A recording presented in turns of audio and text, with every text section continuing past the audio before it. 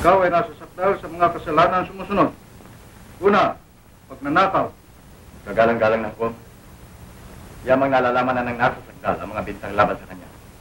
At upang masimula na ang paglilitis, pinagpaparaya na ng panig ng tagapagtanggol ang karapatan ng nasasakdal na marinig ang mga bintang laban sa kanya. Versosa, inaamin mo ba o hindi ang sakdal laban siya?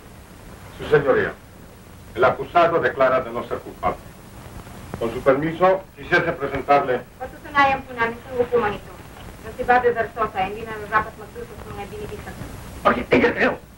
Hindi ko kailangan yung pagkatanggol! Narinigin nyo! Hindi ko kailangan! Sapagkat nasasakdal laban sa akin yung totoo! Totoo at inaamin ko!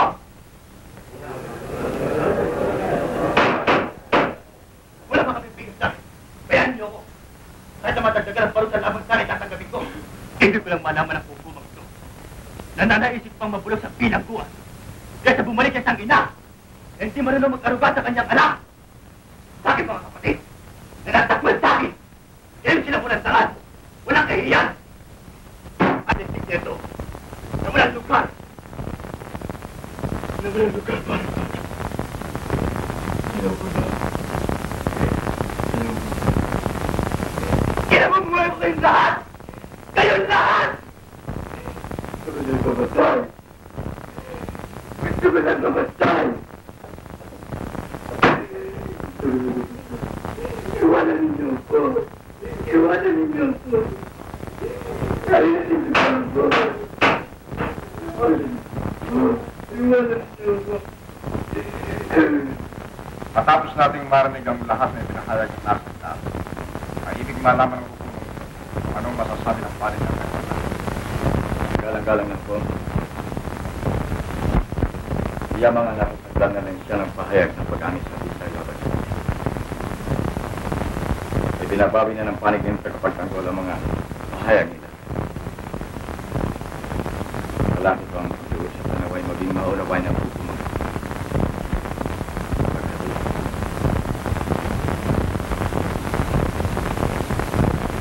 Ngayon, Kagalang-galang na po. Bago po rin yung nasulat si Bobby, pinakikiusap ko sa inyo, bigyan po ninyo ako ng pagkakataon makapagsalita. Upang may paliwanag po ang mga pangyayaring nagsusunod sa kanya upang siya magkasala sa kanya. Opo, pinaumpi. Bigyan niyo kami ng pagkakataon upang makapagpaliwanag. Sikit po kanina naman, ako nakakabatid kung bakit siya nagkakaganyan.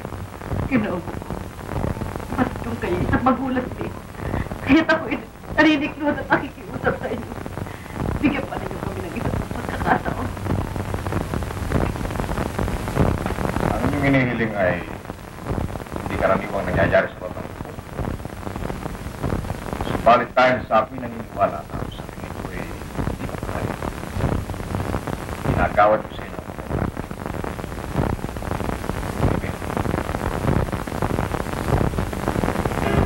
Ako na sariling kapatid ni Bobby. Ang siyang dahilan kung bakit siya nasasakdal ngayon sa hukumang ito. Sapagkat noong hilitan ni Marquita, ay patungo na siya sa landas ng pagpapakatulog. Ngunit nang dahil sa akin, ay nawasak ang kanyang pananhalik sa kaputihan.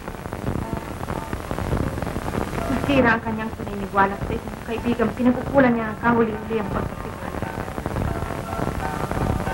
Kaya kung merong dapat sisiling ay ako. Sapagkat parang ako na rin ang naglagay ng baril sa kanya mga kamay. At lumaban sa mga may kapangyarihan. Kung may nagsulat kay Bobby upang magpakasanay. Walang iba kundi ako. Sinatpa ko siya. Kinahiya. Dahil sa pagpapahalaga sa kalagayan ko sa lipunan. Kaya ko napatunayan ang bigat ng aking ginawa sa sarili kong kapatid. Pagkat sa nagawa kong inay, inalis kong lahat ang kanyang pagtitiwala at pagmamahal sa kapwa. Kung kanya ngayon ay nakuhingi siya sa lahat. Kung may kasalanan kung bakit siya nakikinig.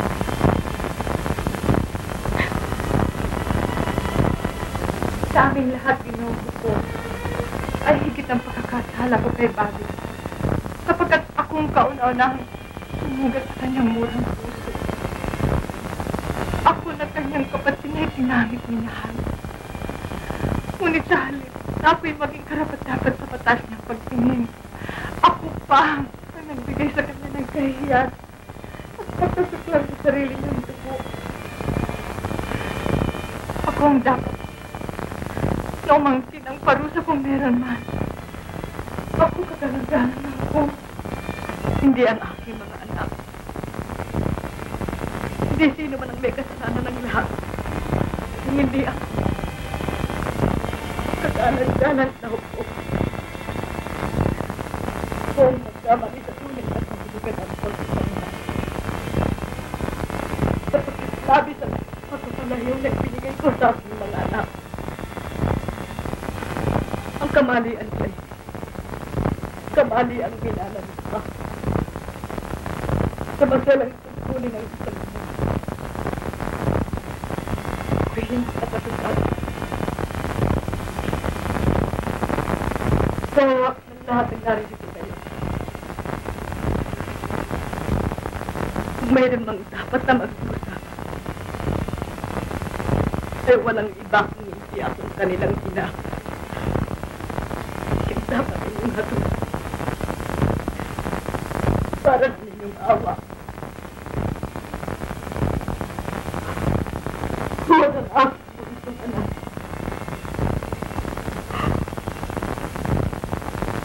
Bobby.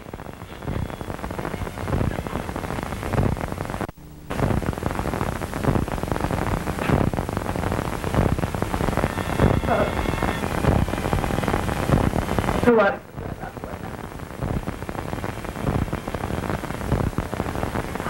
Nalabot ako tignan. Bakit?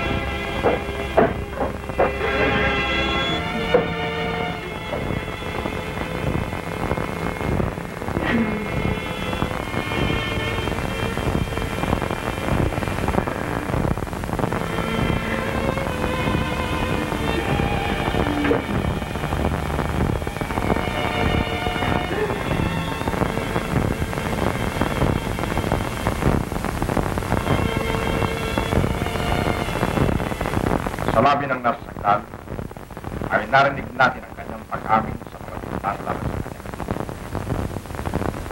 At sa kanyang mga kasalanang nagawa, ay tiyak na siya tatanggap ng kaparusahan. Ngunit, yan ay hindi sapat mas tumaran ang masuko natin ang sakit ngayon na kabataan. Bakit hindi natin saliksikin ang ating mga puso't damdamin? Tayong mga nakatatanda, tayong mga magulang, kapatid, tayong mga bumubuo ng lipunan. Sa hapag ng hukumang ito, ay hindi lamang si Bobby Versosa ang ating hihingin sa iyo. Kung hindi pati na rin ng malaking usapin ng mga kabataan. Sapagkat natitiyak ko na sa bawat loob ng tahanan ay mayroong isang Bobby Versosa na nangangailangan ng wastong pagmamahal at pag-aaruga ng isang magulang o kapatid. Bakit sila nangaliligaw ng landas? Dahil ba sa kulang o labis ang pagmamahal at pag-aaruga ng pinagkakaroon? Ang ating suliraning ito sa mga kabataan ay hindi natin matatapos. Hindi natin matutuklasan kung sino